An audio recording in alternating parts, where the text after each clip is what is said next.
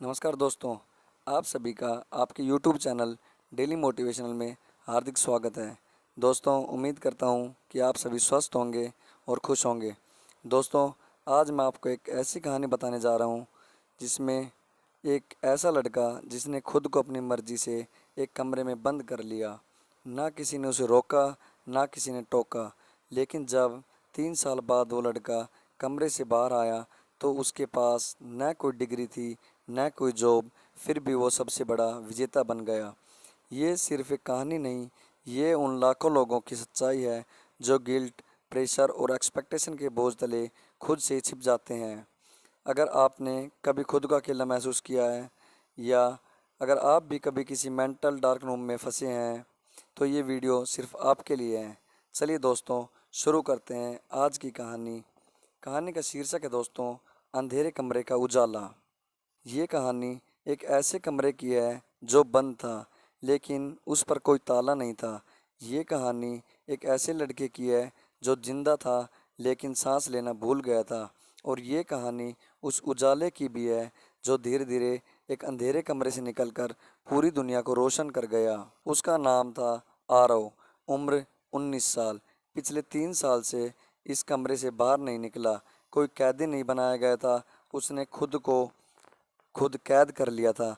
ना कोई फ़ोन, ना इंटरनेट, ना खिड़की, ना रोशनी, बस एक डायरी, एक कमज़ोर लाइट बल्ब और सैकड़ों सवाल।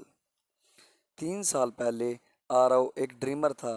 आईआईटी की तैयारी, क्रिकेट का पैशन, टॉपर बनने का जुनून। हर रोज़ 16 घंटे की पढ़ाई करता और 2 घंटे क्रिकेट, बस यही उसकी दुनिया थी। लेकिन उसके घर में पैशन को टाइम वेस्ट कहा जाता था। उसके पापा ने कहा था, या तो आईआईटी में रैंक ला या हमारे लिए मर जा।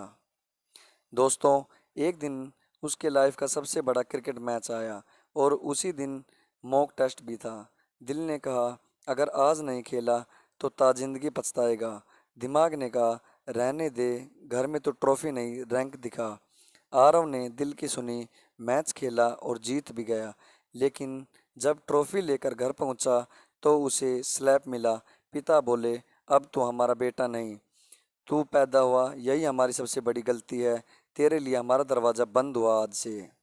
दोस्तों, उसी रात आरव ने खुद को कमरे में बंद कर लिया। उसने सोचा, जब तक खुद को प्रूव नहीं करूंगा, बाहर नहीं जाऊंगा। दिन, हफ्ते, महीने और अब साल हो गए। उसने किताबें पढ़ी, प्रोग्रामिंग सीखी, सब कुछ खुद से सीखा, लेकिन माफ़ नहीं कर पाया खुद को। दोस्तों, 3 साल बाद एक दिन बल्ब फ्यूज हो गया, अंधेरा छा गया। उसने अपने कमरे में डायरी उठाई और उसमें एक अजनबी लाइन लिखी थी, कहीं तू अंधेरे में जीना तो नहीं सीख गया। दोस्तों, ये उसके हाथ की लिखावट नहीं थी, कोई और उसकी डायरी में लिख रहा था, हर दिन हर पेज पर। और जो लिख रहा था वो थी उसकी छोटी बहन।